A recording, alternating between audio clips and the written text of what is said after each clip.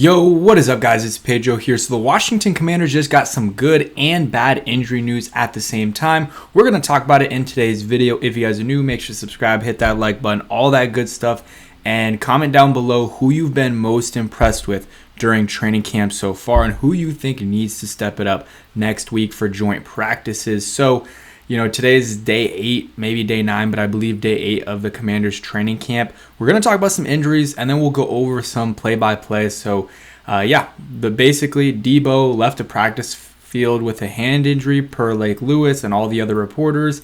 And that's somewhat concerning because he did have a hand injury during the offseason. Or he had a hand surgery, apparently, during the offseason. That's what his trainer said or something on the John Keim report.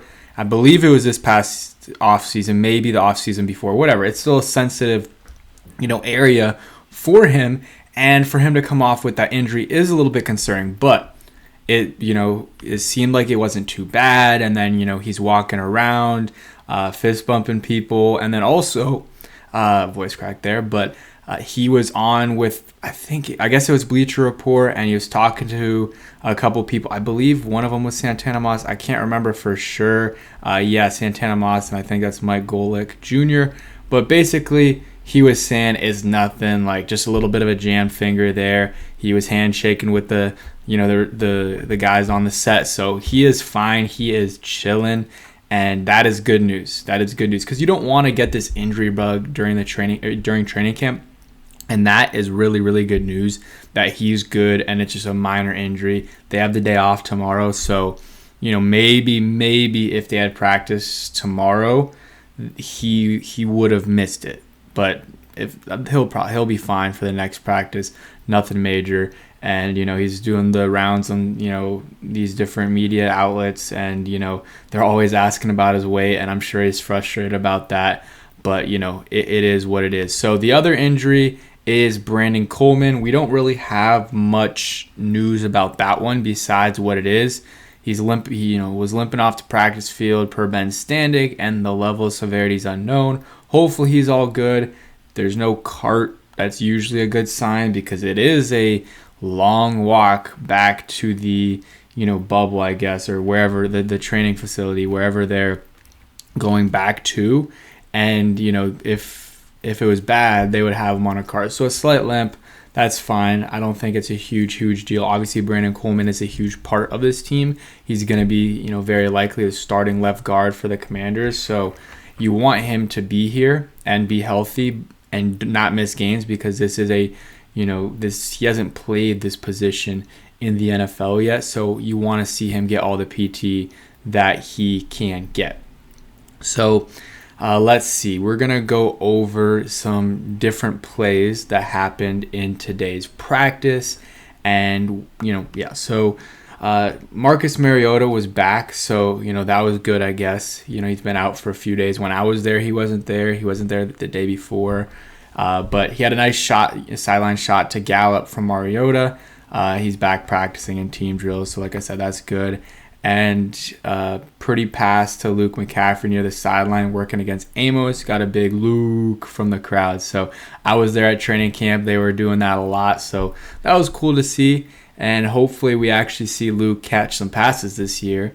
Big passes in the game so, the fans can do that. So, that was cool. But let's see him do that in the game and become a, big passing option for the Commanders. We'll go to Lionel here. Zach Selby only had like 2 tweets, so hopefully Lionel has a little bit more, but it looks like he does not. So we'll go over to some different reporters too, because there's a bunch of other news we got to talk about. Terry stuff. He was there at practice. He dapped up Jaden Daniels, or I don't know, no, not Jaden. He dapped up Josh Harris. And then he also was talking to Jaden Daniels' mom. So, the trade request, it's a trade request, but let's keep it real, guys. Come on. He still wants to be in D.C., and it's just really another tactic, in the negotiation phase that they're in is, all right, let's run up the old trade request, but he's not doing these social media stuff and, at least not very little of it, nothing like public on his story, at least yet. about, all right, like, trade, trade me, or I don't feel wanted, or whatever. That hasn't happened. And, the fact that he's, dapping up the team owner and talking to Jaden Daniels' mom doesn't really matter, because, it's not between him and the players, it's between him and the team. But the thing is, Josh Harris isn't really involved in the negotiations. Obviously, that's, he's the one who's paying the money, but, Adam Peters and the front office, they're the ones really deciding everything. But, still, the fact that he's out there during training camp, smiling the whole time, and, giving a handshake to the team owner, again, it's good signs that he wants to be there. And let's see, Luke McCaffrey, nice catch. We talked about that. Zach Ertz, he had a nice touchdown grab and been open all practice.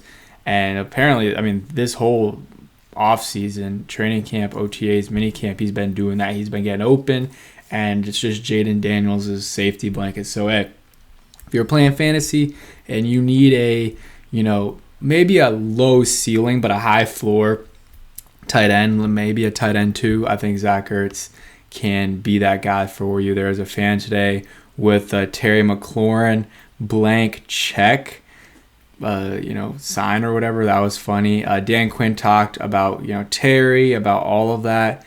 And, it was nothing really much. The RFK stuff, that was good. So another, I'm not going to break it all down, but just another phase in that whole situation. So, there's times where it looked like maybe it's not going to happen, but it looks like it's going to happen now. And, just a couple more things that they need to get done. And, RFK will be the stadium in whenever it is, 2030, which is a long time away, but also not too long at the same time.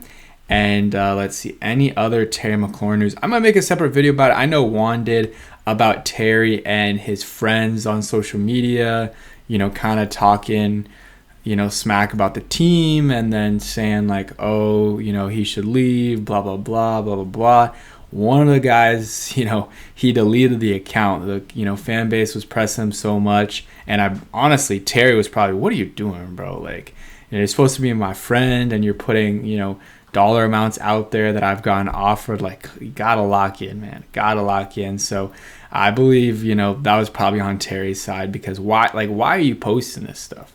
Like, if you want to help out your friend, you don't need to be posting stuff, bashing the team and giving out contract specifics that he's been offered. Like, there's no reason. There's no reason for that. And, I'm glad, I guess, Terry probably got in the mix there and just told him, like, bro, come on, stop it. And he deleted the account, which is crazy, because I think he's had that account for a minute. Other stuff, let's see. Commanders have not addressed the Terry McLaurin situation as a team. No need to address another man's money. And the players are very aware of contract situations. I totally agree with that.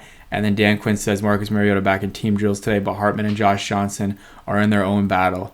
No QB plans yet for New England next week. So, yeah, Josh Johnson and Sam Hartman, those are your quarterbacks. They're competing for a third spot. Obviously, Mariota's number 2. But after that, who is that third QB? Is it Josh Johnson? Is it Sam Hartman? I like Hartman. Josh Johnson, like, if I needed to have someone play for me today, I guess it's Josh Johnson. So I guess that's your answer on who should be, QB3. But in terms of vibes and, how they mesh with the rest of the quarterback room, I really think Sam Hartman is that guy. And I don't think his play is awful as well. And he's younger, so he has more room to grow. And if you're at your third quarterback, you're screwed already. So you're not winning that game. Unless you're the Eagles and you got, all those players, or, any team that has like the best roster in the league besides quarterback, and then their third string goes in, maybe they can win. Even then, it's very hard. So we'll see. But I don't know. I think it'll be a good battle. We'll see how Sam Hartman looks during the preseason. They always can put him on the practice squad and then bring him up. But I would like to just keep him on the 53-man roster and let him just let him keep him on the 53. But Josh Johnson might make it. And if he makes it, that's fine. Josh Johnson fits the mold more of Mariota and Daniels in terms of their more mobile quarterbacks. Hartman's not very mobile. Not that he's super slow, but he's not super quick either. And, those other guys can run. So you like to have some of these quarterbacks somewhat similar so that if someone does go down, the offense isn't too different. And you saw that with, Marcus Mariota when Jaden Daniels was out a couple times. Mariota came in and was able to run, have some big runs. In that Cowboys game, I mean, that was on 4th and 1 or whatever, and it was like a 30, 40-yard run or something. But, yeah, that's it for today's practice. Nothing crazy, to be honest. But, yeah, hopefully you guys enjoyed. Hit that like button, subscribe, and peace.